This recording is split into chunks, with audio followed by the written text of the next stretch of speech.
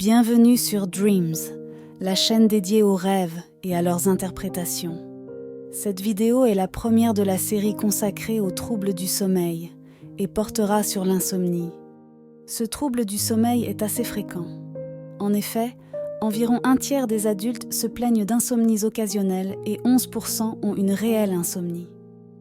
Ce trouble est plus fréquent chez les femmes que chez les hommes, chez les personnes ayant des horaires irréguliers de travail et chez les personnes malades. Dans un peu plus d'un tiers des occurrences d'insomnie chronique, on retrouve une maladie psychiatrique en cause, le plus souvent de nature anxieuse ou dépressive. L'insomnie se manifeste par 4 types de symptômes.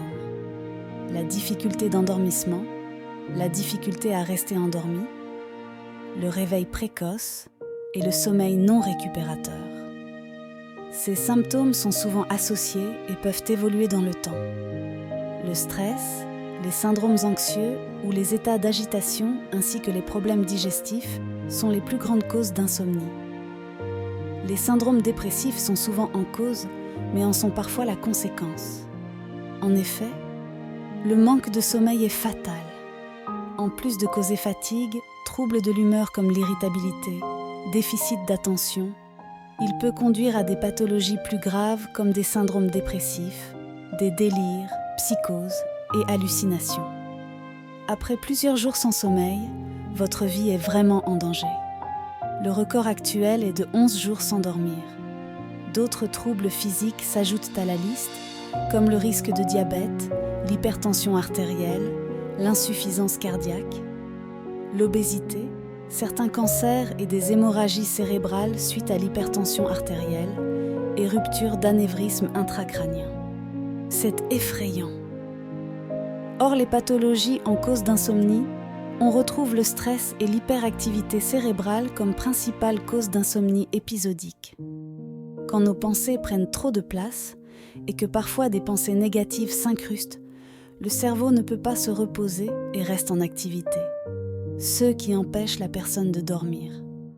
Il existe des médicaments pour aider à s'endormir, que ce soit des somnifères purs ou des médicaments qui apaisent.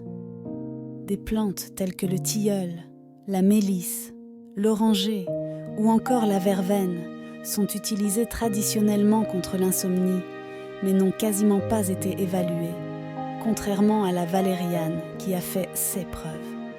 Outre les remèdes médicamenteux et phytothérapiques, des solutions comportementales existent en occurrence d'épisodes d'insomnie, comme des exercices de relaxation, de respiration et de méditation.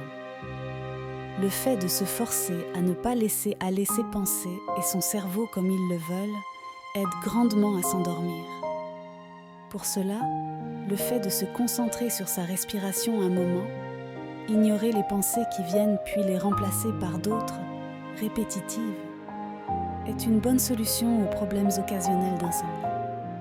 Donc on respire, on ignore les pensées et on les remplace par autre chose de manière répétitive dans son esprit jusqu'à s'endormir.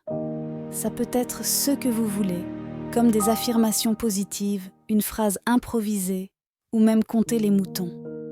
L'important est que ce que vous répétiez ne vous demande ni trop grande concentration ni effort particulier, si ce n'est d'ignorer et chasser les pensées parasites.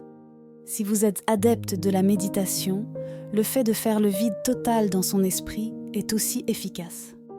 Dites-nous si les méthodes proposées ont fonctionné pour vous en empêchant une insomnie.